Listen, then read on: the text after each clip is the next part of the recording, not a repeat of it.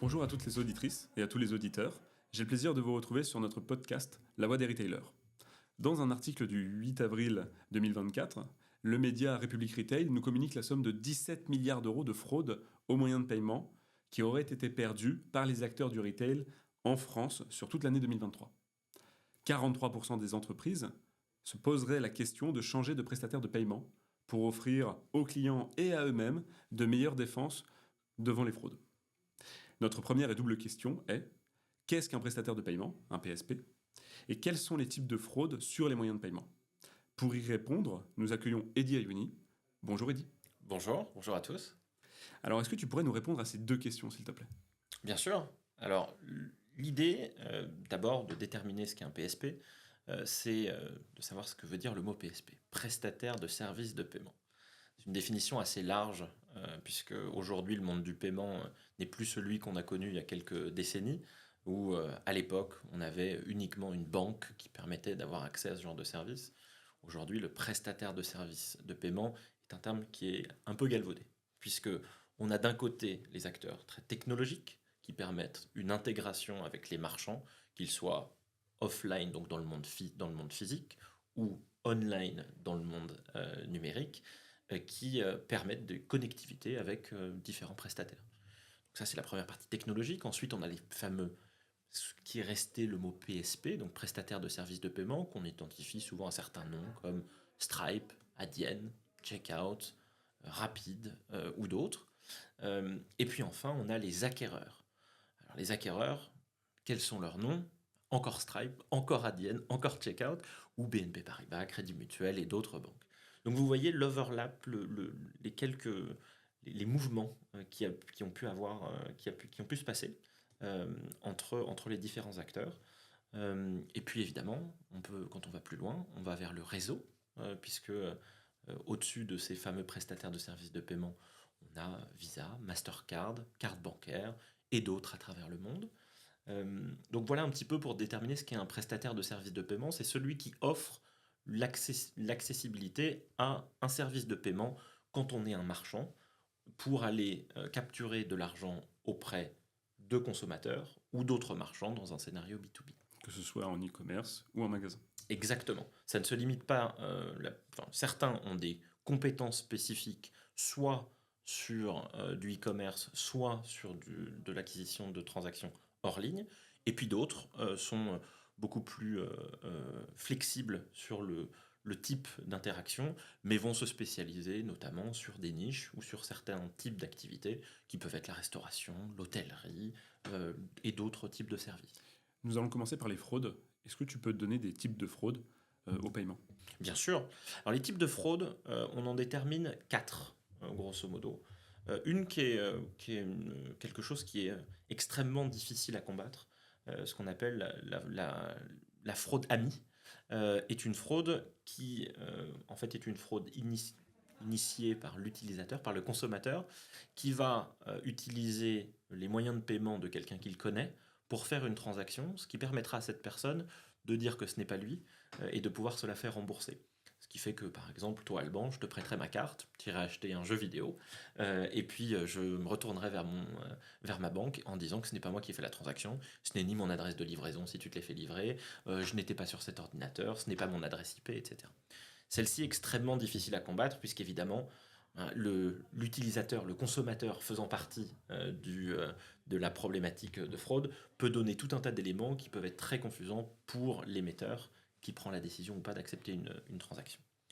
On a, comme deuxième type de fraude, la fraude marchand, c'est-à-dire que dans ce cas-là, c'est le marchand qui est lui frauduleux et qui peut notamment accepter des paiements et ne jamais envoyer les objets ou envoyer des objets qui sont défectueux ou qui ne correspondent pas aux différents descriptifs qui ont été donnés au moment de l'expérience e-commerce notamment.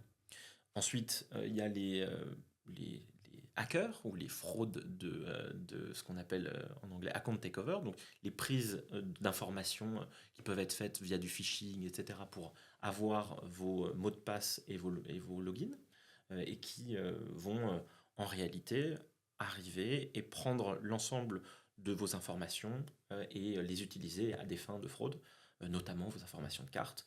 C'est ce qu'on a vu avec certains hacks de grands retailers ou certaines sociétés de paiement. Alors, on n'en a pas vu depuis un moment dans les sociétés de paiement qui ont été hackées, mais parfois des faux sites de paiement, des faux sites PayPal ou des faux sites de checkout qui permettent de capturer les informations de l'utilisateur.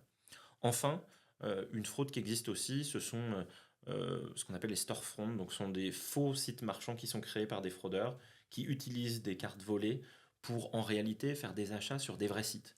Et c'est tellement confusant pour et l'utilisateur et le marchand qu'ils espèrent en réalité récupérer soit des objets, soit arriver à récupérer de l'argent à travers ces schemes qu'ils ont montés. Euh, c'est une c'est quelque chose de beaucoup plus élaboré. On peut retenir les trois grands qui sont la fraude amie, qui sont la fraude marchand et qui sont les problématiques de comptes piratés. Merci beaucoup, Eddy. Alors, tu es consultant expert paiement. Tu es aussi fondateur de Payment Academy. Nous allons justement voir dans ce podcast 3 sujets. Les étapes et mécanismes d'une transaction. Tu en as un peu parlé, mais j'aimerais qu'on s'attarde sur la description de qu'est-ce qu'une commission d'interchange, qu'est-ce qu'un acquéreur, qu'est-ce qu'un récepteur, même s'il y a d'autres termes. Évidemment, banque acquéreuse, banque émettrice. Dans un deuxième temps, nous allons voir les évolutions des moyens de paiement. Donc là, tu vas nous parler des nouveaux moyens de paiement, mais aussi des anciens, typiquement la carte de débit, la carte de crédit et son évolution durant les dernières années avec la crise Covid. Est-ce que ça a vraiment changé les comportements des utilisateurs? Et dans un troisième temps, nous allons parler des enjeux du business. Et là, nous allons répondre à la question en quoi les moyens de paiement, au-delà de la fraude, en quoi ça a un impact sur le business. Est-ce qu'un marchand qui nous écouterait, est-ce qu'un marchand peut se dire le moyen de paiement sera un catalyseur, sera un moteur de mon business, sur site e-commerce ou en magasin, j'ai envie de dire. Donc, concernant cette première étape, les mécanismes d'une transaction, cette première partie. Quelles sont les étapes liées à la procédure de paiement d'une transaction? Quels sont les différents prestataires et les banques? Tu en as un peu parlé, mais j'aimerais bien qu'on reprenne de l'amont jusqu'à l'aval dans le parcours d'un client. Un client, il arrive, et là on va prendre le e-commerce, il arrive sur son checkout, sur son tunnel fin de tunnel d'achat. Il va rentrer ses codes de carte ou pas. Comment se passe la transaction? Alors, ce dont on peut parler déjà, c'est que ce qu'on peut dire sur les transactions, c'est que le fait que ce soit une transaction physique ou une transaction e-commerce a finalement assez peu d'impact quand on a dépassé le TPE, donc le terminal de paiement, ou le checkout, cette fameuse page que vous voyez, qu'on voit tous quand on va payer sur Internet. Les mécaniques qui se passent ensuite sont assez similaires, que ce soit l'une ou l'autre des cinématiques qui puissent se passer. Dans un premier temps, ce qui va se passer, c'est ce qu'on appelle l'autorisation. L'autorisation, c'est un canal d'information du TPE, donc du terminal de paiement du marchand, ou du checkout du marchand, jusqu'à la banque émettrice, c'est-à-dire la banque qui émet la carte de l'utilisateur qui paye. Qui sont les acteurs là-dedans?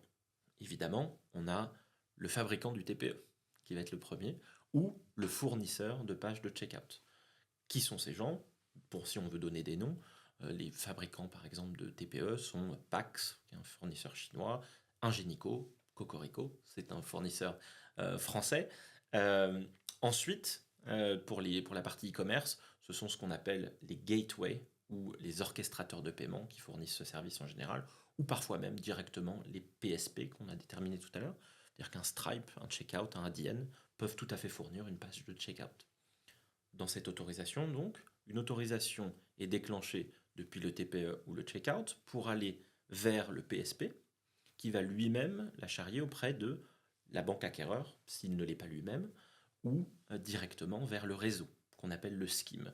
Ces réseaux, vous les connaissez certainement, ils sont présents, leurs logos sont présents sur vos cartes. On a en France, encore une fois Cocorico, un réseau purement français qui s'appelle Carte Bancaire. C'est le fameux CB que vous voyez. Ça ne veut pas dire carte bleue. Carte bleue était une marque à l'époque, une sous-marque de Visa, mais veut bien dire carte bancaire. Il y a évidemment Visa, Mastercard, mais on connaît aussi American Express et d'autres, China Union Pay et d'autres marques de réseaux qui peuvent exister, qui sont à l'origine d'ailleurs pour la plupart des associations bancaires qui ont évolué en sociétés privées à but lucratif. Ensuite, quand le réseau qui est utilisé comme mécanique d'approche vers la banque émettrice, on a cette fameuse banque émettrice, c'est-à-dire c'est votre banque, celle qui a émis la carte. pour mon cas par exemple, c'est le Crédit Lyonnais, et qui va être la banque émettrice. La banque émettrice est extrêmement importante même si c'est l'élément le plus lointain de ce qui se passe en termes d'expérience, c'est-à-dire plus lointain du TPE ou du checkout, c'est cette banque émettrice qui porte une grande partie de la responsabilité de l'acceptation d'une transaction. Pourquoi ? Puisque c'est de l'argent de son client dont on parle.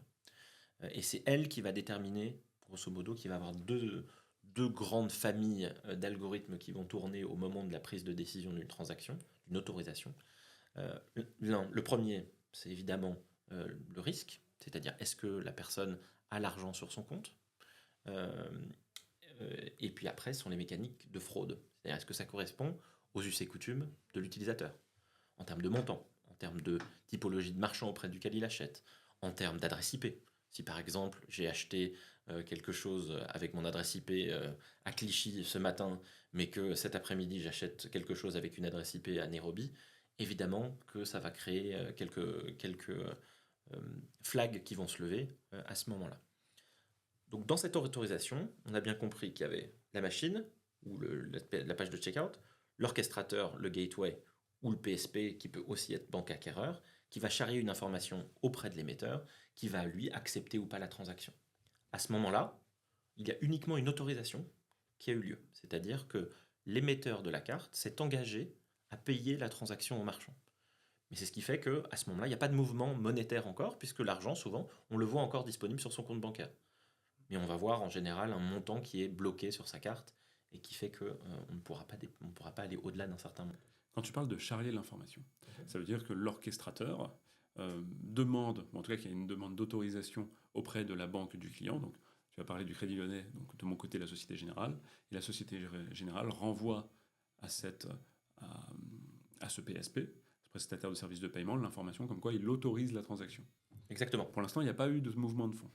Tout à fait. Et après, ce prestataire de services de paiement, qui peut être Adyen, Stripe ou d'autres, qu'est-ce qu'il va faire ? Il va mettre en relation avec, j'imagine, la banque acquéreuse.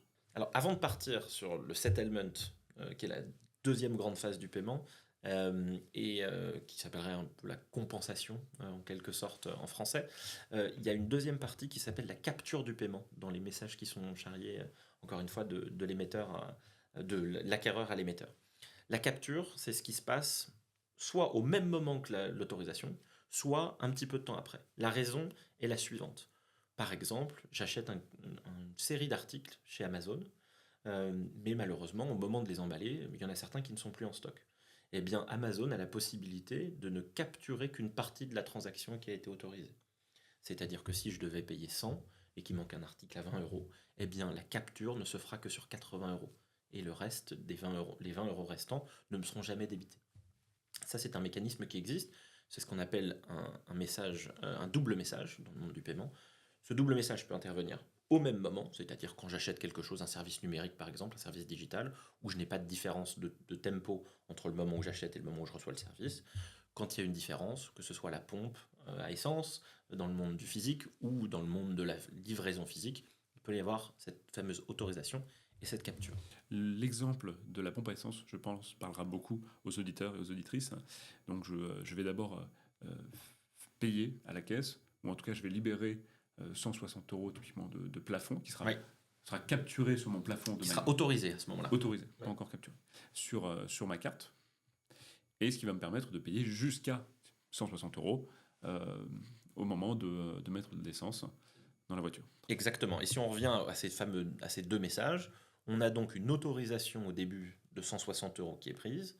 Et ensuite, on va prendre la capture qui va, elle, représenter le montant réel qui s'affiche à la pompe, les 87,01 euros, parce que j'ai essayé de viser le 87 euros, et qui vont ensuite être capturés. Et donc le reste, c'est-à-dire 160 moins 87,01, vont être relâchés et ma carte ne sera jamais débitée de ce résidu.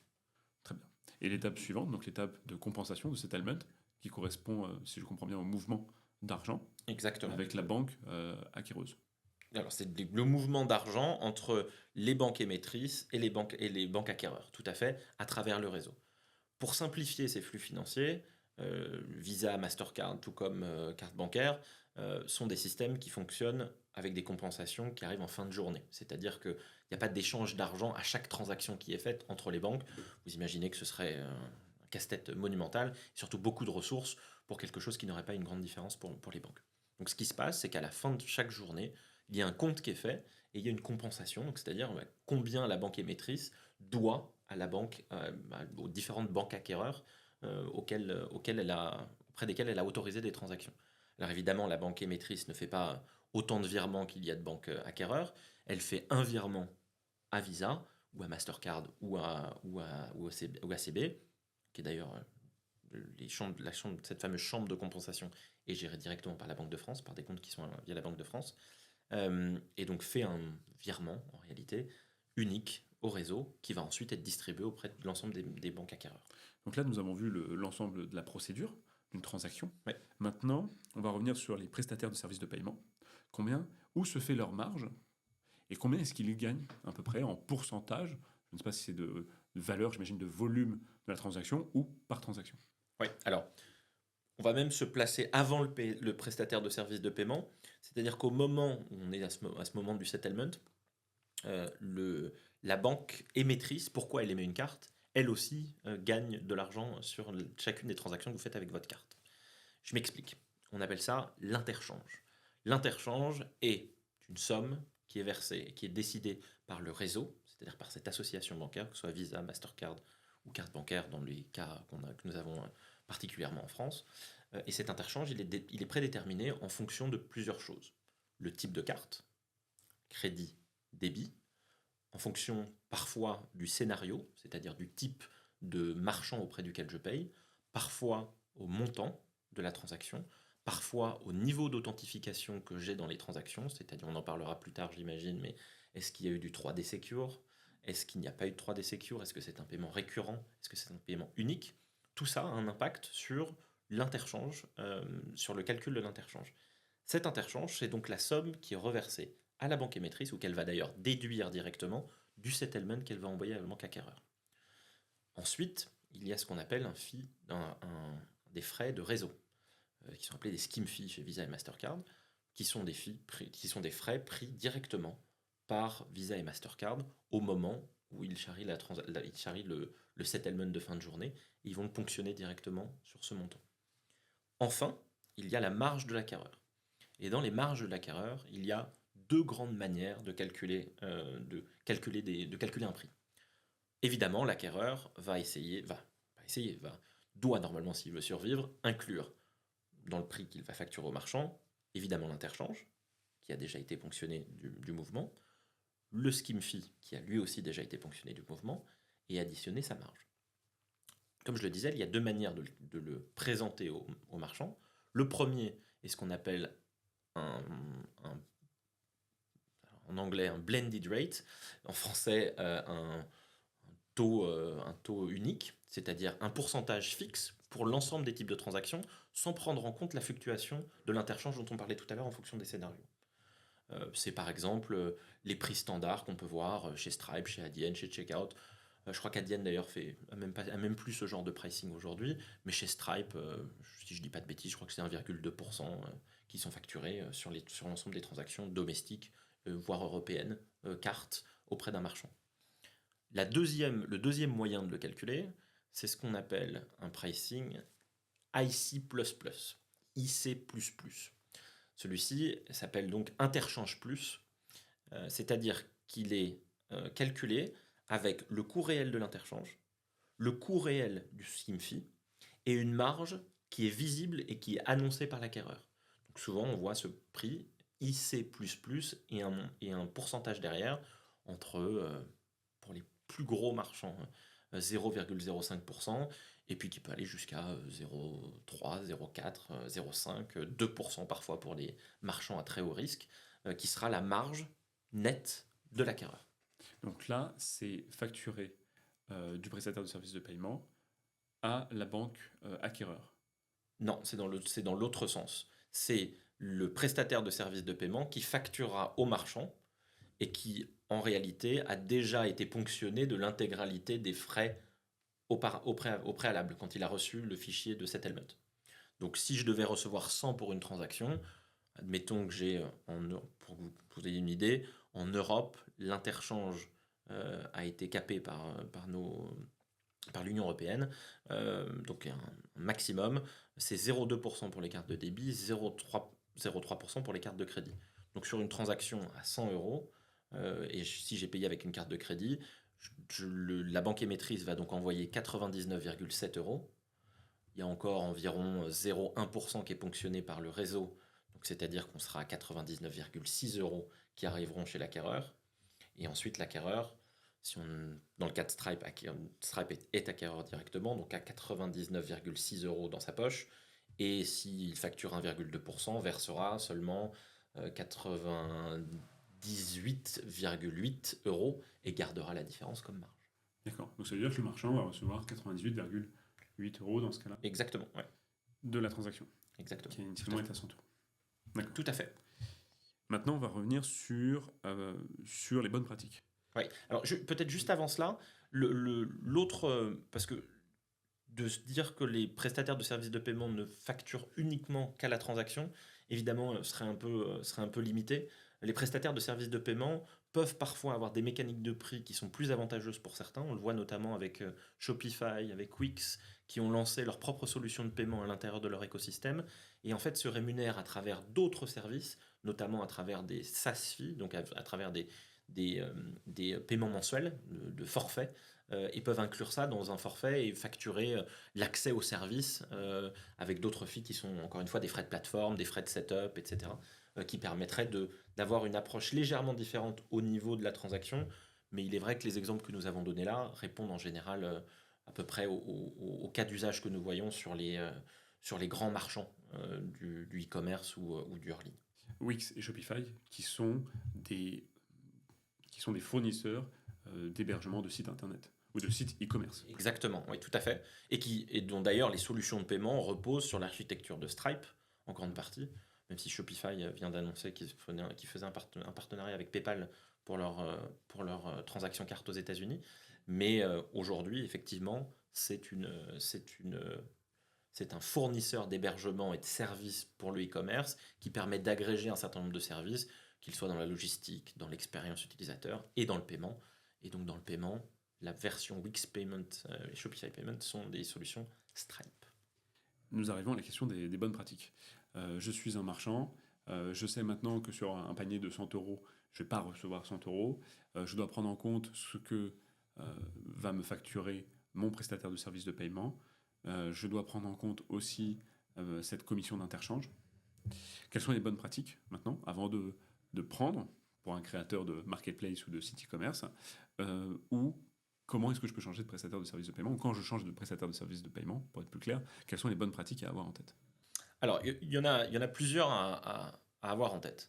La première, qui est un peu triste pour certains des auditrices et des auditeurs qui nous écouteront, c'est qu'il est vrai qu'en dessous d'une vingtaine de millions d'euros ou de dollars ou de pounds de processing, donc de volume d'affaires apporté à un prestataire de services de paiement, souvent on est considéré comme un petit acteur.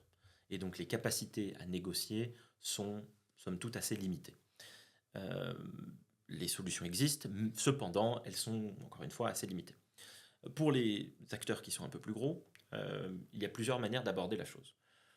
Pour les acteurs historiques, il est clair qu'ils ont souvent accès à des banques avec lesquelles ils sont en partenariat depuis longtemps, et la relation bancaire est importante, notamment pour des choses qui sont complètement extérieures au paiement, qui pourraient être des prêts qui leur ont été accordés, et donc en contrepartie une demande d'apporter une partie de la monétique, des flux monétiques auprès de cet établissement bancaire. Donc ça c'est la première chose, qui sont des flux captifs qui seront difficiles à bouger d'un prestataire à un autre. Est-ce que tu peux, juste avant de continuer, définir ce que c'est un flux monétique? Bien sûr. Le flux monétique, c'est ce dont on parlait tout à l'heure, c'est-à-dire c'est le flux carte et de paiement, et c'est ce fameux échange de la banque acquéreur vers la banque émettrice en termes d'autorisation, et le settlement, donc le fameux flux monétaire depuis la banque émettrice vers la banque acquéreur.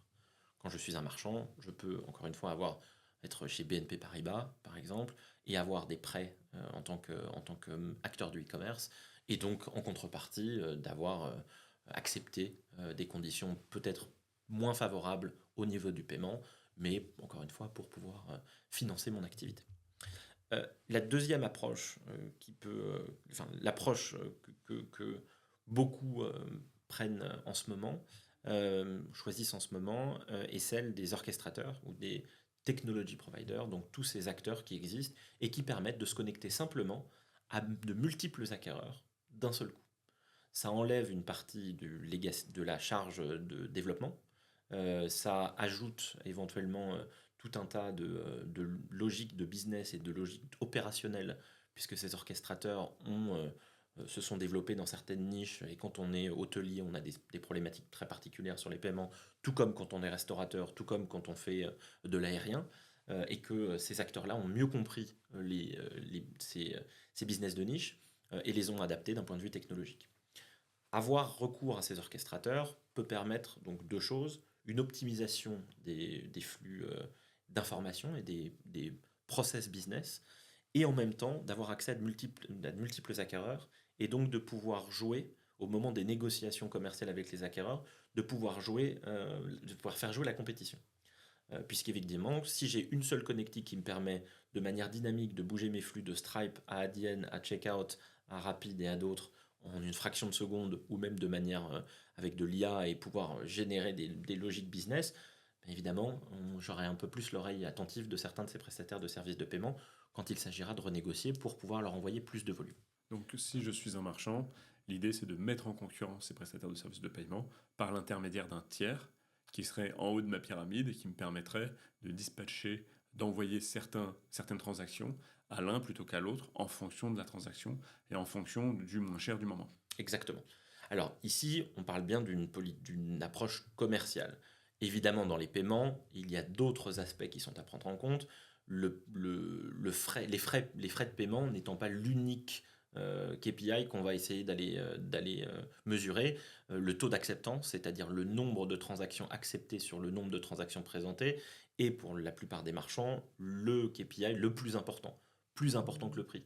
Puisque si j'ai une solution qui me coûte deux fois moins cher, c'est-à-dire plutôt que de payer 1,2% qui m'en coûte 0,6, mais que j'ai une attrition de mes consommateurs en expérience e-commerce de 5% moins élevée, il est bien évident que je perds plus de chiffre d'affaires que je payais de frais avec ce nouvel acteur. Donc là, on le regarde évidemment en isolation, mais quand on regarde une nouvelle approche avec des prestataires de services de paiement, évidemment, on regarde aussi, on imagine en tout cas que ces négociations sont avec des constantes ISO en dehors de cela, le taux d'acceptance, le taux de decline, etc.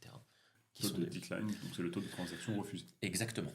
Est-ce que, pour un marchand, est-ce que tu conseillerais de choisir un même prestataire de services de paiement pour opérer aussi bien en ligne qu'en magasin, pour une entreprise qui travaillerait, en tout cas qui fournirait des produits sur l'ensemble des pays européens ou à l'international? Est-ce que c'est une bonne idée? D'un côté, il augmente son volume de transactions, donc potentiellement il réduit les frais, mais il pourrait être pieds et mains liés à un seul prestataire de service de paiement avec des gros projets de transformation dans le cas d'un changement de prestataire. Ouais.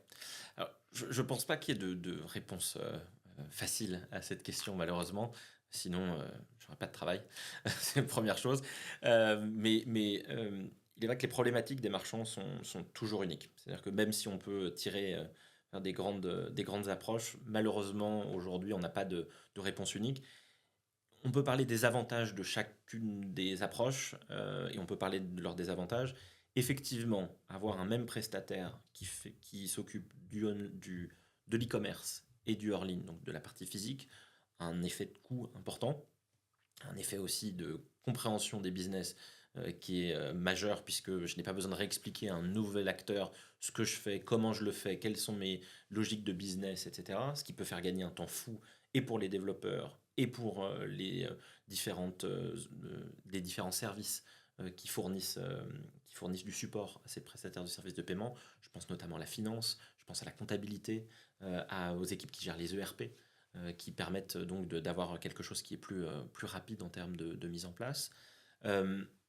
Il y a évidemment une problématique de concentration du risque, puisque si j'ai un problème avec ce prestataire, j'ai un problème à la fois sur mon business physique et sur mon business e-commerce, ce qui peut évidemment être très frustrant et faire très peur à certains des marchands.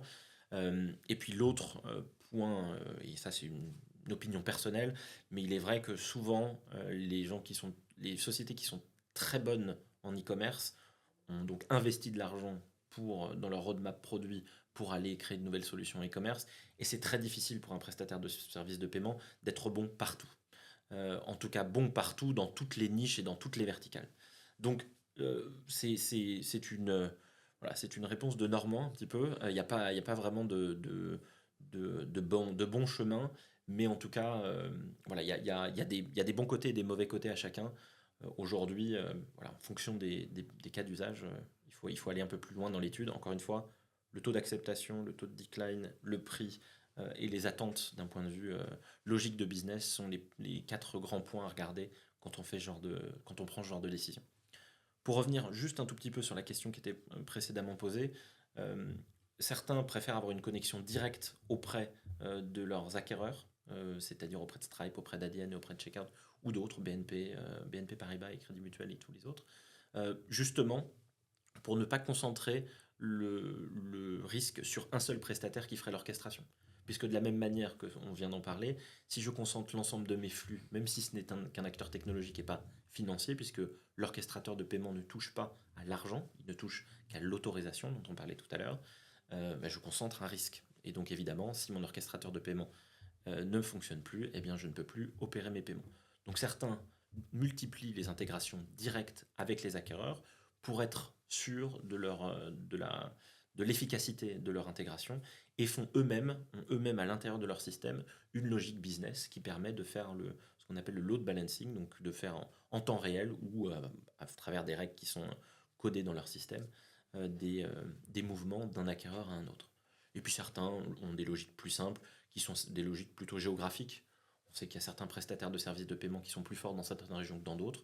Et donc, en fait, il y a une règle qui dit que mes paiements européens et US seront Stripe, alors que mes paiements Asie seront plus Adyen, et puis mes paiements Amérique latine seront plus PayU, par exemple, qui est un autre acteur d'Amérique latine. D'accord, tout en faisant attention à la fraude, parce que sur différentes géographies, on peut avoir des fraudes associées à cette politique interne. Tout à fait, ouais. On arrive dans la deuxième partie, Eddy. La deuxième partie, elle est dédiée à l'évolution des moyens de paiement. Ces dernières années, on a pu voir avec le Covid un changement des habitudes des consommateurs. Je te laisserai justement nous en parler. On peut voir aussi une baisse constante du cash, de l'espèce, du paiement par espèce dans les points de vente. On passe de 10% en 2023 à 5% en prévisionnel en 2026. On passe aussi dans cette logique de nouveaux moyens de paiement, le Buy Now Pay Later, le BNPL, qui augmente en volume de transactions. Il y a de plus en plus de transactions qui sont réalisées en Buy Now Pay Later. J'achète maintenant mais je paye plus tard, que ce soit du 3 fois, du 4 fois ou du paiement différé à quelques jours. Quel est ton avis aujourd'hui sur l'évolution des moyens de paiement traditionnels, espèces, carte de débit, carte de crédit, et ces nouveaux moyens de paiement, Buy Now Pay Later, et bien d'autres que je n'ai pas nommés? Alors, il est vrai que le monde du paiement a été assez statique des années 60, qui est à peu près le début de la carte de crédit avec Diners qui a créé sa première carte de crédit, etc., jusqu'à peu près les années 2000. 2000, c'est grosso modo PayPal c'est 98, Pyridée Business 99 d'ailleurs, dans la Silicon Valley. Et puis depuis, on a vu une accélération avec l'évolution évidemment de la bulle Internet et les nouveaux cas d'usage qu'on a générés avec la démocratisation d'Internet et de ses use cases. Il est vrai que depuis quelques années, on a vu plusieurs choses arriver qui sont liées à la fois aux innovations et au contexte particulier que nous avons vécu, notamment à travers le Covid. Il est vrai qu'on ne s'attendait pas à une adoption aussi rapide du sans contact, notamment. Vous vous souvenez tous pendant le Covid que le sans contact a été augmenté de 30 € à 50 € sur toutes les cartes premiers. Tout ça venait de besoins sanitaires que nous avions de ne plus toucher des billets, de ne plus échanger des bouts de papier entre nous pour limiter la contagion de ce virus, qui a en quelque sorte habitué les utilisateurs a fait tomber quelques craintes et quelques barrières. Donc évidemment, le sans contact, indéniablement, a beaucoup évolué. Dans sa lignée, le sans contact, on pense tout de suite à Apple Pay, Google Pay, donc aux différents wallets qui sont dans vos téléphones et qui permettent notamment de payer là sans aucune limite de valeur, puisque je mets mon empreinte ou je montre mon visage avant d'authentifier une transaction. Évidemment, Apple Pay existait avant le Covid, mais on a vu une adoption encore plus massive de ces deux moyens de paiement, Google Pay ou Apple Pay. Évidemment, Apple Pay a toujours beaucoup plus pénétré les utilisateurs de téléphones qui sont supportés par iOS que Google Pay, qui, je crois que la stat, il faudrait que je la vérifie, mais on était à plus de 90% d'utilisateurs d'iPhone qui avaient déjà fait une transaction avec Apple Pay. On est aux alentours de 10% d'utilisateurs de téléphones Android qui ont déjà fait une transaction Google Pay. Donc, il y a d'abord ces nouvelles utilisations, Apple Pay, Google Pay. Il y a évidemment le Buy Now Pay Later. Le Buy Now Pay Later, dont on a vu qu'il se développait beaucoup il y a quelques années. Je ne dis pas qu'il ne se développe plus, mais à mon avis, c'est transformé, puisque on prêtait sur des périodes courtes. Il faut rappeler que le Buy Now Pay Later n'est pas un crédit, en tout cas pas en Europe, dans la manière dont on le fait, et donc peut être en réalité opéré par des institutions qui ne sont pas des banques. Puisque en France, la règle dit que c'est moins de 90 jours de prêt, et donc moins de 90 jours dans la limite de certains montants n'est pas considéré comme un prêt. Donc on a vu tout un tas de nouveaux acteurs qui se sont lancés dans ce domaine, qui n'avaient pas forcément l'historique ni le savoir-faire de nos banques en gestion du risque. Et donc le Buy Now Pay Later a au fur et à mesure eu bonne presse, puis un peu plus mauvaise, puisqu'on s'est rendu compte que les taux de défaut n'étaient pas forcément en ligne avec les frais appliqués aux marchands quand on utilisait ce genre de moyen de paiement. Maintenant, on sait que, cela dit, le Buy Now Pay Later est un moyen de créer de la cohésion avec l'utilisateur, de créer de la récurrence aussi dans ses habitudes d'achat. Euh, PayPal a lancé PayPal Crédit un peu partout dans le monde. C'est une vraie réussite à mon sens. Klarna s'est transformé, qui est un acteur historique du monde du Buy Now Pay Later, qui avait une approche pure player du Buy Now Pay Later, s'est transformé en un wallet, mais a toujours cette fonction Buy Now Pay Later qui fonctionne très très bien. Donc voilà, je pense qu'on a appris beaucoup du Buy Now Pay Later au fur et à mesure des années. Les algorithmes de risque et de fraude se sont eux aussi beaucoup améliorés. On a accès de plus en plus à des données externes, notamment on peut penser à l'open banking et à l'account information de l'open banking qui permet d'aller requêter tout un tas d'informations du compte bancaire de l'utilisateur, qui permet de prendre des décisions de risque. Donc tout ça a permis de beaucoup comprendre le Buy Now Pay Later, et c'est vrai qu'on s'est peut-être lancé, certains acteurs se sont peut-être lancés un petit peu vite et se sont un petit peu brûlé les ailes. Aujourd'hui, on voit une approche beaucoup plus mesurée. Nous parlions, Eddy, juste avant de ces nouveaux moyens de paiement. Tu en as mentionné 4. On a vu des tests chez des retailers. On a vu le paiement biométrique, ou avec une puce. On a aussi entendu parler du Tap to Pay. Est-ce que tu peux me parler un peu de ces moyens de paiement qui restent infimes dans les transactions aujourd'hui, qui sont plutôt à l'état de pilote? Qu'est-ce que tu en penses? Et est-ce que tu peux revenir sur leur fonctionnement? Il y a aussi les QR codes dont on parlait aussi, juste avant de commencer ce podcast. Bien sûr. Alors, on a eu toute une phase dans le monde du paiement autour de l'Internet of Things, l'IoT. Et il est vrai que dans des expériences, on l'a vu chez Amazon, où une puce à l'intérieur d'un objet pouvait générer, au moment où il passait dans un portique, la reconnaissance de l'objet, et puis une puce où n'importe quel visage ou données biométriques pouvait reconnaître l'utilisateur et donc le lier à un portefeuille ou à un moyen de paiement. Il y a des choses très intéressantes à faire. Aujourd'hui, la problématique principale de ce genre d'expérience, notamment chez Amazon qui l'a fait, c'est le coût de cette technologie dans un monde du retail qui travaille sur la diminution des marges. Donc il est vrai qu'aujourd'hui, on n'a pas encore de baguette magique sur l'approche de genre de choses dans l'IoT. On le voit, l'IoT qui est limité, mais on le voit dans les festivals, par exemple, quand on a une puce RFID sur un bracelet et qu'on va taper, et avant ça, on va faire un top-up de son bracelet avec du cash ou avec sa carte. Il est vrai qu'on a vu aussi de nouveaux usages ou de nouvelles fonctionnalités. On peut parler du Tap to Pay, qui est une nouvelle fonctionnalité à la fois chez Android et à la fois chez Apple, qui permet de transformer n'importe quel téléphone en terminal de paiement. Et qui permet, en fait, grâce aux technologies NFC ou équivalent chez Apple, de pouvoir soit mettre un autre téléphone qui a activé son Apple Pay ou une carte pour directement payer et transformer le device qu'on a dans la main en terminal de paiement électronique. C'est extrêmement intéressant sous différents angles. Comme c'est une solution très nouvelle, on ne sait pas encore exactement comment le marché va s'en emparer, mais on a deux grandes idées de comment il va se développer. Le premier, c'est pour les très petites entreprises qui ont très peu de paiements par carte par an, mais qui ont besoin d'utiliser ces qui ont potentiellement un paiement de temps en temps par carte. Et ça va leur permettre d'accepter ce paiement par carte directement avec leur téléphone plutôt que d'avoir à payer un abonnement chez SumUp ou d'avoir un objet ingénico dans la main qui serait beaucoup plus coûteux. L'autre partie, c'est plutôt ce qu'on appelle l'omnichannel, les expériences d'achat dans les magasins, un peu dématérialisées, qui permettent de complètement annihiler le comptoir avec la personne qui achète. On peut penser aux retailers dont on parlait, mais aussi aux magasins, de différents magasins. On a tous en tête, enfin tous ceux qui sont des fans d'Apple ont en tête l'expérience Apple où le vendeur vous vend un produit et a directement à l'arrière de son téléphone une sorte de grosse batterie et en fait c'est un terminal de paiement. Et bien ça on pourra le faire directement avec un iPhone sans avoir ce gros bloc derrière ou avec un Android sans avoir ce gros bloc derrière. Ce qui pourrait aider dans le parcours d'achat à l'intérieur d'un magasin et qui pourrait aider certains de nos retailers à optimiser l'expérience ou à fluidifier l'expérience au point de vente. Tout à fait, sachant que le premier irritant pour un retailer en magasin, c'est l'attente en caisse.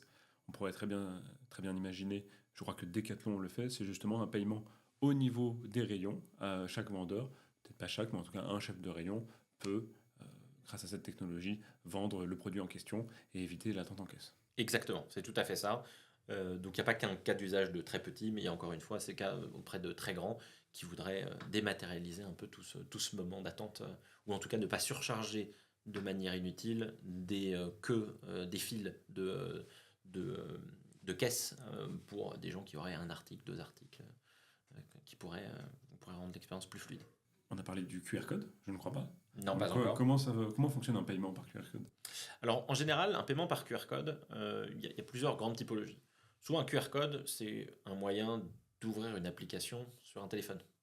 En réalité, c'est ni plus ni moins que ça. C'est de donner une information au téléphone à travers la caméra pour dire génère un paiement avec tel moyen de paiement pour tel montant.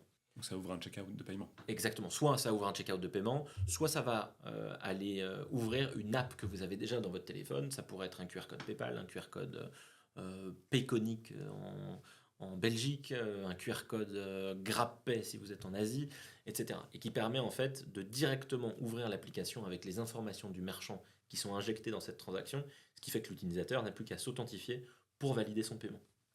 La beauté de tout cela, c'est que les QR codes pouvant être générés quasiment à l'infini, permettent en réalité de lier le QR code potentiellement au système de caisse automatique et donc au caissier qui est en face de vous, et donc de permettre la réconciliation tout de suite pour que les caissiers puissent voir qu'une transaction est arrivée et que c'est bien vous qui l'avez faite. Sachant que le QR code peut aussi avoir en son sein, ou en tout cas peut aussi faire appel à des tokens de carte. Ce qui fait que le QR code peut très bien générer une page dans laquelle j'ai juste besoin de valider mes données de paiement qui sont déjà pré-remplies.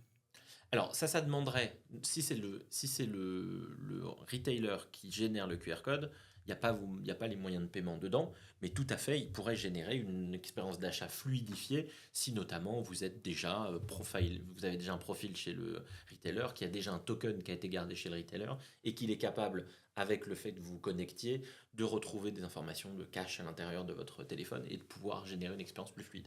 Évidemment, ça c'est tout à fait le cas, ou d'ouvrir son application avec vos moyens de paiement qui sont déjà sauvegardés à l'intérieur, qui permettent encore une fois une fluidité, et puis aussi d'appeler à d'autres usages. C'est-à-dire que si je suis chez un retailer et que scanner le QR code ouvre automatiquement mon application de fidélité, ben potentiellement je peux utiliser la balance que j'ai dans cet outil de fidélité, plus les autres moyens de paiement que j'ai, qui peuvent être ceux dont on parlait tout à l'heure, le Buy Now Pay Later et ma carte ou mon compte bancaire. Tu as parlé tout à l'heure de Klarna, de Pure Player. On en reparlera à la suite, dans la troisième partie. Justement, est-ce que tu as des chiffres à nous donner? Est-ce qu'on peut mettre en avant, par exemple, les wallets? Est-ce qu'il y a un chiffre aujourd'hui? Moi, j'avais noté 28% des transactions e-commerce en France grâce à des digital wallets. Est-ce qu'aujourd'hui, tu es aligné avec ça? Est-ce que tu as des données magasins à nous fournir? Est-ce qu'on voit des grandes différences entre pays européens? Et qu'est-ce qui explique ces différences? Alors, j'ai pas de données précises à donner parce que la donnée est toujours un peu dangereuse, surtout quand on la rend générique comme ça, parce que peut-être pour les auditrices et les auditeurs qui nous regardent, la réalité est complètement différente parce que le panier moyen est différent, parce que les gens à qui ils le vendent ont un profil différent. Cependant, il est vrai que on voit des grandes tendances. Le 28% de digital wallet, effectivement. Alors, en fonction des études, on classe parfois les Apple Pay, Google Pay dans les digital wallets, parfois pas du tout. Je suis un peu partagé sur cette question, mais c'est une histoire plus statistique. Ensuite, on a les PayPal, les Klarna, les Lydia, les Venmo qui vont bientôt peut-être arriver de notre côté de l'océan, les Sistapay en Italie, etc. Ceux-là ont évidemment, même si on entend beaucoup moins parler d'eux, parce que l'innovation est beaucoup moins disruptive désormais, parce qu'on est habitué à ce qu'ils soient dans l'écosystème, continuent à se développer. PayPal continue à avoir une croissance à deux chiffres année après année depuis 1998. Donc évidemment, je crois qu'on arrive à près de 14 millions d'utilisateurs, un peu plus de 14 millions d'utilisateurs PayPal en France aujourd'hui. Donc évidemment qu'ils ont toujours une position assez importante. Et PayPal, depuis quelques années, a pas mal développé le nombre d'actions qu'un utilisateur pouvait avoir avec le système PayPal. Euh, donc il y a une vraie pénétration de cela. Est-ce que ça se fait toujours au détriment du cash? Oui, il y a une partie qui se fait au détriment du cash. Est-ce que le cash va disparaître d'ici 3-4 ans? Je pense que depuis que j'ai commencé ma carrière, ça fera bientôt 20 ans, on parle du chèque et de la mort du chèque imminente. 20 ans après, on a toujours des gens qui payent par chèque. Donc il y aura toujours des cas d'usage qui seront un peu plus... qui seront représentés par du cash et qui auront une pénétration du cash. Maintenant, il est vrai que ce qu'on a tendance à faire aujourd'hui et ce qu'on voit comme tendance dans le monde du paiement, c'est qu'on a tendance à empiler des expériences. Parce que, je donne un exemple, pour utiliser mon compte PayPal, j'ai besoin de ma carte. La plupart du temps, mon funding sera donc la pièce, le moyen de paiement qui me permet d'abreuver mon compte PayPal pour ensuite payer auprès d'un marchand, est une carte dans 70-80% des cas. Ce qui me permet d'abreuver mon wallet Apple est une carte. Et donc, en fait, on a un peu complexifié tout ça, même si, in fine, ça reste une transaction carte. Alors, avec une facilité d'expérience, d'authentification, de paiement, on peut ajouter tout un tas de services autour, mais in fine, ça reste un paiement carte. Et en fait, on perd un peu la mesure de ces paiements cartes. On a tendance à dire que la carte, c'est souvent au détriment de la carte ou du cash. En réalité, la carte existe toujours derrière. Maintenant, on a un nouveau moyen de paiement, en tout cas oui, nouveau depuis quelques années désormais, qui s'appelle l'Open Banking Payment Initiation, donc l'initiation de paiement depuis un compte bancaire, ou le A2A, Account to Account. Et ce nouveau moyen de paiement, lui, n'utilise pas la carte. Et c'est son côté disruptif. Et celui-ci, c'est l'un de ceux qui s'est développé le plus. Alors d'abord beaucoup au Royaume-Uni chez nous, même s'il était très présent déjà avec iDeal aux Pays-Bas. Il y a de nouvelles initiatives qui se lancent en ce moment avec Wero, qui fait partie de deux pays, donc European Payment Initiative, qui est à l'initiative de plusieurs banques européennes, qui s'est lancé dans Wero, qui sera normalement le remplaçant de Paylib, en bonne partie. Et dans ce monde-là, il est vrai qu'on voit des dynamiques, mais on a encore du mal à comprendre exactement où cela va aller. Je m'explique. L'Open Banking Payment Initiation permet un paiement qui dit push, c'est-à-dire l'expérience ressemble à peu près à un 3D Secure pour ceux qui l'ont vécu il n'y a pas longtemps. C'est-à-dire que j'ai un checkout de paiement, en ligne la plupart du temps. Je vais dire que je veux payer avec mon compte bancaire. On va me donner la liste des banques qui existent dans le pays où je suis en train d'acheter. Je reviens au Crédit Lyonnais. Je n'ai pas de part particulière chez le Crédit Lyonnais, mais je vais cliquer sur le bouton de Crédit Lyonnais. On va me demander de m'authentifier sur mon application bancaire. Je vais m'authentifier et ça va valider un paiement. Ce qui se passe derrière, c'est que la session de mon compte bancaire a été reprise par le prestataire et va pousser un paiement directement sur le compte du marchand. Alors, deux questions. Ce dont tu as parlé à la fin, c'est justement le 3D Secure. Est-ce que tu peux revenir dessus? Et après, est-ce que tu peux nous donner un cas d'usage, justement, du compte à compte? On parlait, avant ce podcast, on parlait d'Air France, avec des paniers de potentiellement plusieurs milliers d'euros, Oui. et justement des paiements par virement, des paiements de compte à compte. Oui. Donc d'abord, est-ce que tu peux revenir sur le 3D Secure, le définir, et après revenir sur des cas d'usage de paiement de compte à compte? Bien sûr. Alors le 3D Secure, c'est ce que vous avez dû voir un peu plus depuis quelques mois, même quelques années maintenant, puisque il y a quelque chose qui s'appelle la directive des services de paiement numéro 2, qui impose dans une transaction carte le fait de faire ce qu'on appelle une authentification forte. Qu'est-ce qu'on définit comme authentification forte?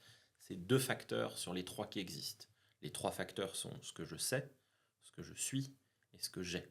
Ce que je sais, un mot de passe par exemple. Ce que j'ai, c'est mon téléphone. Ce que je suis, mes données biométriques, mon visage, mon empreinte, etc. Si j'ai 2 de ces éléments qui sont collectés au moment d'un paiement, au moment d'une authentification, on estime que l'authentification est forte. C'est pas moi qui l'ai dit, c'est le régulateur qui l'a déterminé ainsi. Et donc, ce 3D Secure a pour vocation à collecter ces 2 éléments pour authentifier la transaction de manière la plus forte possible. Pourquoi il y a ce système qui s'appelle 3D Secure? Parce qu'on ne veut pas que le prestataire de service de paiement soit l'acteur qui garde les données du consommateur, mais bien que ce soit la banque qui est l'élément de confiance, l'acteur de confiance dans cette transaction-là, et qui est au plus près de ses consommateurs, et qui donc vous avez une app de votre banque à l'intérieur de votre téléphone, vous avez donné votre numéro de téléphone à votre banque, vous avez donné un email, vous avez fait un Know Your Customer, qui est une entrée en relation avec votre banque, qui inclut tout un tas d'éléments extrêmement précis, et sur lequel le régulateur est plutôt rassuré. Donc le 3D Secure a pour vocation à limiter la fraude dans le monde du paiement par carte. Il faut savoir que c'est une carte sur 6 dans les 12 prochains mois vivra une activité frauduleuse, réussie ou pas. C'est-à-dire qu'il peut y avoir des choses qui sont une activité frauduleuse détectée par votre banque. La banque refusera votre transaction, mais on considère néanmoins qu'il y a eu une transaction frauduleuse et donc il faut changer votre carte. Donc même si les chiffres parfois peuvent dire que c'est moins de 0,05% des paiements en France, il n'empêche qu'en termes d'expérience utilisateur au moment où il est mis en relation avec une fraude potentielle, même si elle n'a pas été avérée ou finalisée, il y a beaucoup plus de gens qui sont impactés par ces scénarios. On le pense. Exactement. Sur les cas d'usage, maintenant, du compte à compte. Oui. Alors, ce qui se passe, c'est que la carte, les transactions cartes notamment, et les algorithmes qui ont été créés autour de cela, en général, ont été bien faits. C'est-à-dire que dès que j'ai une transaction qui va dépasser ou qui va être diamétralement opposée à mes us et coutumes, normalement, la banque émettrice va bloquer la transaction. Ce qui est problématique, surtout pour certains achats rares. On pense à l'achat d'une voiture, l'achat d'un canapé d'une marque un peu luxueuse, d'un sac à main, de bijoux, etc. Je me suis marié il n'y a pas très longtemps. Félicitations. Merci beaucoup. Acheter, évidemment, la première chose qu'on m'a dit à la bijouterie, c'est appelez bien votre banque pour les prévenir du prochain paiement que vous allez faire, parce que il va y avoir potentiellement la transaction ne passera pas. Et donc, dans ce contexte-là, l'acompte to account, ce fameux Open Banking Payment Initiation ou initiation de paiement, a pour but de capturer les transactions qui ont un panier moyen un peu plus élevé. Alors, pas non plus illimité, puisque quand je fais un virement à quelqu'un, si je te fais un virement Alban, j'ai toujours une limite de virement. Elle est située en fonction de vos comptes, en fonction de tout un tas de choses. Elle est souvent variable en fonction de la banque dans laquelle vous êtes, mais elle est en général limitée à une dizaine de milliers d'euros par utilisateur. Donc je ne pourrais pas acheter une voiture de luxe avec un open banking.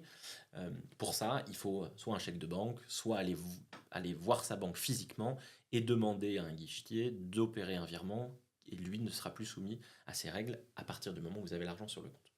Donc l'acompte to account est fait pour les transactions qui ne sont pas des petites transactions, qui sont des transactions un peu plus élevées et qui permettraient, et qui en fait ont ce besoin d'être sûr que la transaction peut arriver. Une autre utilisation de l'open banking, à une époque en tout cas, qui est certainement bientôt révolue, c'était pour le marchand, sur des transactions à valeur un peu plus élevée, d'être sûr qu'il ne pouvait pas y avoir de recours à cette transaction. Je m'explique, sur les transactions cartes, il y a ce qu'on appelle des chargebacks. Un chargeback est une initiation faite par le consommateur auprès de la banque émettrice d'une déclaration de fraude ou d'une déclaration de désaccord. En vue d'être remboursé. En vue d'être remboursé, exactement. C'est un process qui est clairement défini par les règles des réseaux de cartes et qui consiste à, en fonction de certains éléments, à soit retourner les fonds à l'utilisateur, soit débouter l'utilisateur et que le marchand garde les fonds. Ce mécanisme d'arbitrage n'existait pas jusqu'à il y a peu dans le monde de l'open banking. Alors ça a changé depuis fin septembre, en tout cas au Royaume-Uni, où le Royaume-Uni désormais, notamment pour tout un tas de sessions de phishing qui ont été détectées au Royaume-Uni et des scénarios de fraude, impose dans le cadre de l'open banking qu'une transaction qui aurait été faite et qui aurait été déterminée comme frauduleuse soit remboursée sous 5 jours par la banque qui a reçu les fonds. Ce qui n'était pas le cas jusqu'à présent. Donc on attend de voir un peu l'effet soit cataclysmique de cette décision pour le moyen de paiement lui-même. On comprend aisément le besoin de protéger le consommateur, puisque évidemment si en payant avec ma carte versus mon compte bancaire, je ne suis pas protégé de la même manière, c'est pas forcément quelque chose que l'utilisateur comprend au moment où il fait la transaction. Et c'est évidemment pas quelque chose qui lui est montré de manière évidente au moment où il voit la petite page où il met ses informations. Donc voilà, il y a tout un tas de développements, ce qui vous montre à quel point le monde du paiement est dynamique. C'est un monde qui bouge beaucoup en ce moment. Il y a, même si les venture capitalistes ont un peu diminué les investissements qui sont faits, il y a toujours beaucoup d'argent et beaucoup d'investissements qui sont faits dans ce monde qu'on appelle de la financial technology, la fintech. Et donc voilà, il y a tout un tas de nouveaux usages. Donc on voit bien que les réglementations peuvent réduire à court ou à moyen terme l'utilisation de certains moyens de paiement. Bon, bien en tout sûr, cas, faire en sorte que les marchands les mettent moins en avant bien que sûr. d'autres. Évidemment, on le voit sur le dernier moyen de paiement dont on n'a pas encore parlé, qui est le paiement par crypto. Le crypto payment est quelque chose qui a été complètement annihilé dans certains pays par les réglementations. On pense à l'Inde par exemple où la crypto n'est pas autorisée, a été poussé dans certains autres. On pense au Salvador qui a basé toute son économie à un moment sur certaines cryptos, sur certains actifs crypto. Et puis l'Union européenne qui a légiféré, MiCA, une nouvelle réglementation européenne arrive très bientôt, au début de l'année prochaine. Mais en attendant, il y avait des législateurs locaux qui avaient décidé. Donc un peu d'opacité au niveau des marchands notamment qui interagissaient avec plusieurs marchés pour se positionner sur ces paiements crypto. On voit une certaine croissance sur les paiements crypto aujourd'hui. Alors, pas toujours sur les cryptos auxquels on penserait, c'est-à-dire pas uniquement sur du Bitcoin, de l'Ethereum, etc., mais aussi sur d'autres types de cryptos comme les stablecoins, qui sont des assets crypto qui sont en général adossés à des devises, ou quasiment adossés, il y a quelques petites fluctuations, mais qui sont adossés à des devises réelles. On pense à l'USDT, à l'USDC, et puis à tous les nouveaux en euros aussi qui sont en train d'être émis. Donc voilà un petit peu pour les quatre grands. On a les digital wallets avec Apple Pay, Google Pay. On a le Buy Now Pay Later avec les changements d'approche du Buy Now Pay Later, l'open banking en général, et puis les paiements crypto avec tout un tas d'acteurs aujourd'hui qui se développent sur le paiement. C'est-à-dire sur ce qu'on appelle le fiat to crypto. Fiat, sont les devises classiques, l'euro, le dollar, le GBP, etc., le pound, et puis vers de la crypto, puisque évidemment les marchands, souvent, ne veulent pas toucher la crypto eux-mêmes. C'est-à-dire que je suis un marchand, je ne veux pas forcément moi-même avoir des stocks en Bitcoin et être exposé à la volatilité. Et donc, je vais avoir des acteurs qui sont des acteurs crypto to fiat, qui vont me permettre d'accepter ces cryptos, mais de toucher directement de l'euro, de dollar ou du GBP. Je pense à des AAA qui sont des sociétés singapouriennes françaises, Fipto et plein d'autres qui permettent ce genre de choses, BVNK et d'autres. Voilà. On arrive à la dernière partie, Eddy. On arrive sur la partie client-centrée. Et sur cette partie-là, je vais d'abord te poser une question sur l'impact sur l'expérience d'achat. Je vais introduire par le Buy Now Pay Later, le BNPL, on en a parlé. On a parlé du fait que ça pouvait augmenter le panier d'achat. Voilà, je sais que je vais payer plus tard, j'achète maintenant, mais je vais payer plus tard le marchand, donc je vais avoir tendance à soit trouver des compléments dans mon panier d'achat, si c'est sur le e-commerce ou même en magasin, ou sinon je vais avoir tendance à prendre quelque chose de plus cher, par exemple un vélo plus premium, parce que je sais que je vais le payer dans un mois lorsque je recevrai mon prochain salaire.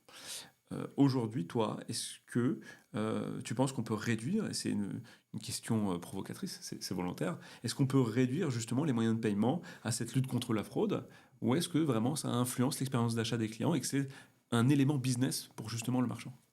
Alors, je pense que c'est clairement la seconde partie. Je pense que ce sont des éléments d'expérience. Aujourd'hui, la fraude, on peut la combattre même avant le moyen de paiement. C'est-à-dire qu'il y a tout un tas de solutions qui existent pour déterminer, même avant le moyen de paiement, sur la base de l'adresse, sur la base de certaines bases de données qui peuvent exister d'Interpol et d'autres qui permettent de détecter certains prénoms et noms. Et donc ça, il y a plein de sociétés de fraude qui existent.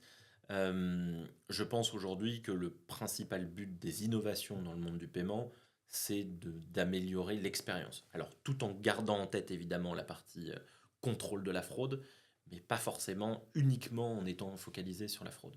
L'expérience est clé, le fait d'avoir le moins de friction possible lors d'un scénario d'achat est extrêmement important, tout en donnant, et c'est toute la difficulté de ce genre d'exercice, tout en donnant de la sérénité à l'utilisateur qui fait la transaction, pour ne pas se dire que quelqu'un pourrait le faire à sa place et que ce serait extrêmement facile. Euh, et parfois, en fait, créer de la friction, et c'est un peu contre-intuitif, mais créer de la friction lors d'un panier moyen un peu dans des scénarios de panier moyen un peu élevés peut paradoxalement rassurer l'utilisateur qui fait la transaction parce qu'il se dit que le site est beaucoup mieux protégé que d'autres et que donc il se sent plus à l'aise de dépenser des sommes plus élevées sur ce site. Maintenant, effectivement, il y a certains moyens de paiement qui ont pour vocation à protéger de la fraude ou à augmenter le panier moyen. Et il faut un peu jouer avec tous en fonction de ces scénarios, des différents scénarios qu'on peut avoir sur son site. De ces produits aussi. De ces produits, évidemment, et puis surtout de l'utilisateur auquel on le vend. On sait très bien que certaines typologies d'utilisateurs seront plus enclins à utiliser certains moyens de paiement et d'autres des moyens de paiement complètement différents. On peut penser aux cartes prépayées par rapport à l'utilisation d'un compte bancaire. Euh, alors, en plus, aujourd'hui, on parle principalement des us et coutumes des Français, mais si on se déplace un petit peu, évidemment, en fonction de si je vends en Afrique, qui est plus orienté mobile wallet, on pense à M-Pesa, MTN, Tigo, etc., qui sont des wallets locaux. Je crois que M-Pesa au Kenya, c'est un peu plus de 72% du PIB du pays. Il est évident que si je propose pas ce genre de solution, je peux toujours essayer de proposer de la carte, ça ne répondra pas aux besoins du plus grand nombre dans ces pays-là. Dans ces pays-là, justement, ce que tu dis, c'est le paiement par SMS potentiellement. Alors, potentiellement le paiement par SMS. Alors ici, c'est plus ce qui se passe en réalité notamment avec M-Pesa, c'est qu'on peut payer par USSD. L'USSD, ce sont ces fameuses expériences qu'on peut générer à partir d'un smartphone ou d'un téléphone plus classique. Et à travers ces expériences-là, à travers des séries de chiffres et des séries d'interactions, de ping et de pong, on arrive à créer des expériences d'achat, oui, tout à fait. Donc ça veut dire, je suis un marchand, je me déploie dans différentes géographies. Un, je dois comprendre qui sont les personas de ma géographie. En deux, qui sont les personas qui achètent chez moi. Et en trois, j'étudie mon produit. Enfin, j'étudie mon produit, évidemment, je ne vais pas vendre de l'alimentaire, pardon, avec du buy now, pay later. Ça pourrait être un bad buzz. C'est ce que tu nous dis. Exactement, oui, tout à fait. Il y a tout un tas de problématiques, notamment dans la notion du crédit, où même si d'un point de vue réglementaire et juridique, le buy now pay later n'est pas un crédit, il est évident que par certaines populations ou par certaines associations de consommateurs, etc., il est considéré comme une mise en danger de certains types de populations et qu'il faut être très conscient de cela quand on le fait.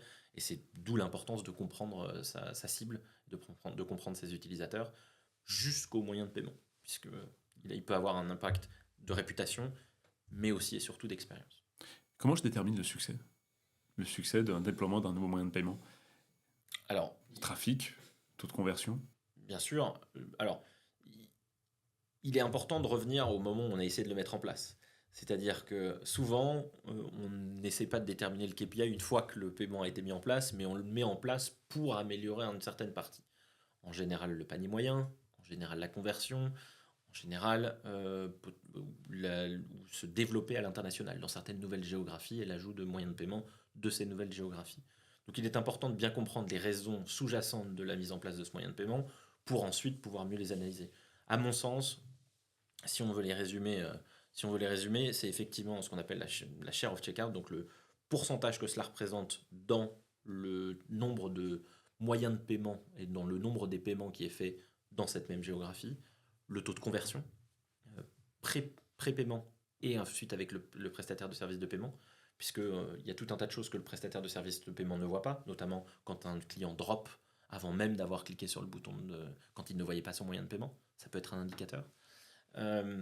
Ensuite, il y a évidemment au niveau des coûts, si le but était de diminuer ses coûts, il y a évidemment le coût à regarder. Et puis le taux de fraude, évidemment, ne pas regarder en isolation chacun de ces KPI, puisqu'ils sont tous complémentaires. Puisqu'évidemment, le but, in fine, pour nos auditrices et nos auditeurs, c'est évidemment de vendre plus et de vendre mieux. Est-ce que je peux fidéliser mes clients par les moyens de paiement? Est-ce que je peux avoir cette logique PayPal, mais sans PayPal, avec ma propre communauté? Alors, il est possible de le faire, bien sûr. On le voit notamment à travers les paiements récurrents. Le fait qu'aujourd'hui, il soit beaucoup plus simple pour un marchand de garder un token de carte, c'est-à-dire le token est une abstraction du code des 16 chiffres de la carte, puisque quand on est un marchand, à moins qu'on ait un certain type de certification qui s'appelle PCI DSS, nous ne sommes pas autorisés en tant que marchand à garder les informations carte d'un utilisateur. Mais avec l'utilisation de ces tokens qui permet d'abstraire cette notion-là, mais néanmoins de pouvoir garder les informations et de les réutiliser plus tard, permet de créer une sorte de connivence avec l'utilisateur et de fluidifier son passage en caisse ou son passage en e-commerce la fois suivante. Donc ça déjà, c'est un élément, une forme de fidélisation. Les wallets internes aux marchands, il y a tout un tas de banking as a service ou wallet as a service qui sont des solutions qui existent, qui packagent en fait l'entrée en relation avec un utilisateur, un ledger qui permet d'orchestrer les différentes balances des portefeuilles, permet pour certains marchands de mettre en place des wallets, c'est-à-dire des portefeuilles électroniques avec leur propre branding. Donc pour donner un exemple, je suis un grand distributeur, j'ai X formats de supermarchés, hypermarchés, etc. J'ai une application sur laquelle mes clients peuvent commander en drive ou à livraison à domicile. Et donc j'utilise cette application, je mets un portefeuille monétique, un portefeuille électronique dedans, où je peux, grâce à des partenaires, mettre ma carte.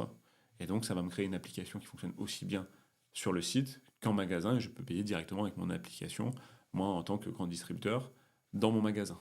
Exactement. Et c'est d'ailleurs le cas de Starbucks aux États-Unis, avec la carte Starbucks, qui aujourd'hui, je crois, a 1,6 milliard de dollars de dépôts dans son système, ce qui la mettrait en 4e position des dépôts, des banques de dépôt aux États-Unis. Et c'est exactement ce cas d'usage, c'est-à-dire que j'ai un portefeuille Starbucks que je peux abreuver à partir de mon compte bancaire, où j'ai de la fidélité à l'intérieur, etc. Et puis j'ai une extension de ce portefeuille avec une carte Starbucks que je peux utiliser dans n'importe quel point. Et en fait, ça me permet d'interagir avec la marque et donc de créer cette fameuse connivence avec l'utilisateur. Et l'utilisateur qui a cette carte-là, qui fait partie donc de la communauté, aurait sans doute des cagnottes, des points de fidélité supérieurs à des paiements classiques hors de la communauté, dans les points de vente ou sur le site e-commerce. Évidemment, puisque le fait de voir, pour Starbucks par exemple, c'est 1,6 milliard de dollars de cash gratuit et non rémunéré, puisque la cagnotte Starbucks, mon solde de Starbucks n'est évidemment pas rémunéré, permet d'offrir tout un tas de services additionnels à cet utilisateur-là, en créant des logiques de fidélité avec des statuts, etc., qui permettent de démultiplier les avantages pour les utilisateurs qui sont les plus engagés. Nous arrivons maintenant à la fin du podcast. On a parlé de wallet, on a parlé de justement ce marchand qui développe son portefeuille électronique. Qu'est-ce que tu penses justement du partenariat entre Ikea et Klarna? On va parler maintenant peut-être plus de data, de données.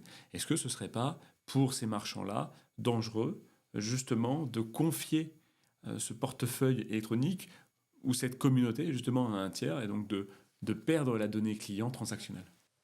Alors, il faut le voir, c'est important de comprendre le sous-jacent de ce partenariat-là et de comprendre aussi les jeux de pouvoir qui peuvent se passer. C'est vrai qu'IKEA est un retailer extrêmement présent à travers le monde entier, peut permettre à Klarna de se déployer et d'être connu, parce que IKEA, les gens y vont souvent.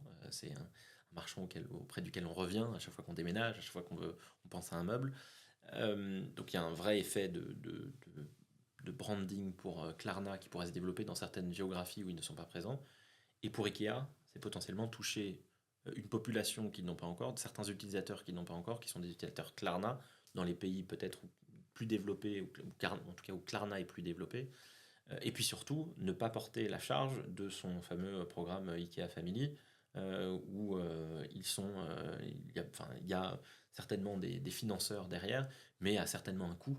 Et le fait de l'outsourcer directement à un prestataire comme Klarna, qui investit énormément dans l'expérience d'achat, qui investit à la fois en ligne et hors ligne, peut permettre d'amener une expérience beaucoup plus fluide, sans que IKEA devienne lui-même un centre de recherche en expérience de paiement, ce qui n'est pas son core business. Le core business d'IKEA, il faut bien s'en rappeler, c'est de faire des meubles et de les vendre. Donc, quand on parle de paiement, j'ai pas d'avis tranché sur le sujet, mais il est vrai que le paiement est quelque chose de très spécifique qui a des leviers assez particuliers chez l'homme en général, puisque on est attaché à l'argent qu'on a dans notre portefeuille, on n'a pas envie de se le faire voler. C'est un marqueur social important aussi. Donc, il y a plein de choses qui rentrent en compte, qui demandent beaucoup d'investissement pour comprendre les habitudes des utilisateurs. Et je pense qu'effectivement, les pure players dans ce monde-là, que ce soit dans le crédit, dans le paiement, etc., ont quelque chose à apporter aux grands retailers.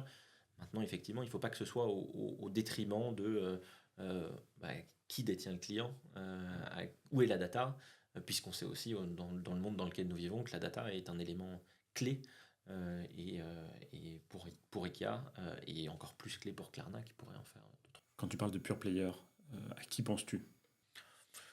J'ai forcément quelques biais, je pense à PayPal, je pense à d'autres. On voit des mouvements qui sont aujourd'hui des différents acteurs. Donc effectivement, les sociétés de paiement dont la seule activité, c'est pas du tout péjoratif ce que je dis, est le paiement, ont évidemment investi des milliards et des milliards de dollars. PayPal, je crois, a un centre de recherche avec 25 ou entre 25 et 30 doctorants en psychosociologie aux États-Unis qui regardent, qui ont des trackers pour les yeux des utilisateurs et font des user testing un peu toute la journée. Donc, c'est évidemment pas quelque chose qu'un Ikea ou qu'un Decathlon pourrait aisément mettre en place sans demander un investissement extrêmement fort qui serait de fait au détriment de leur core business qui les mettrait potentiellement, les ferait dérailler vers autre chose. Donc voilà un petit peu l'approche que j'ai vis-à-vis de ça. Alors, je t'ai posé la question sur les pure players parce que à ne pas confondre justement pour nos auditrices et nos auditeurs avec les marchands pure players qui ne vendraient que par l'intermédiaire d'un e-commerce ou de marketplace. Là, c'est pas du tout là-dessus, c'est pure player. Du pure player paiement. Quelqu'un dont l'activité n'est que le paiement, ces fameuses fintech dont on parle, bien évidemment. La dernière question, c'est classique dans notre podcast La Voix des Retailers. Est-ce que tu peux nous mentionner une anecdote? Quelque chose de très concret, une anecdote, soit l'intervention chez un client, soit une anecdote dans le monde du paiement, soit sur les évolutions, quelque chose que tu aurais vu il y a 15 ans et qui en fait se passe maintenant, soit sur un cas d'usage, ton intervention, parce que je rappelle que tu es expert paiement et fondateur de la Payment Academy. Donc, une anecdote. Alors, une anecdote, c'est pas une... Je pourrais parler à qui le veut de mes expériences clients. Il y a quelques petites choses rigolotes, mais j'ai pas envie de mettre quiconque en exergue ici et clouer au pilori quiconque. Mais quelque chose d'intéressant dans les paiements, c'est que tout va très très vite. Et j'en prends pour exemple, je l'ai rapidement mentionné tout à l'heure, PayPal a été quand même fondé en 1998 par Elon Musk, mais par aussi plein d'autres, 7 cofondateurs de PayPal, et a quand même été élu. C'était à l'époque uniquement de l'échange d'argent entre Palm Pilot. C'était 7 collègues ou en tout cas personnes de la Silicon Valley qui allaient déjeuner et dîner ensemble et plutôt que de s'échanger de l'argent à chaque fois et que c'était compliqué, eh ben, voulaient monter une solution pour échanger de l'argent à travers ce Palm Pilot. En 1999, cette idée est élue la pire idée business de la Silicon Valley. En 2001, eBay achète PayPal puisqu'il se rend compte que PayPal représente entre 15 et 20% des paiements qui sont faits sur la plateforme eBay. Il la rachète 1,5 milliard de dollars, ce qui était la plus grosse acquisition jamais faite dans la Silicon Valley à l'époque. En 2015, PayPal est introduit en bourse séparément d'eBay, et je crois que la valorisation record de PayPal a avoisiné ou a dépassé les 300 milliards de dollars, ce qui en ferait à ce jour, alors à la valorisation de 300 milliards évidemment, la société, l'investissement le plus rentable jamais fait dans la Silicon Valley.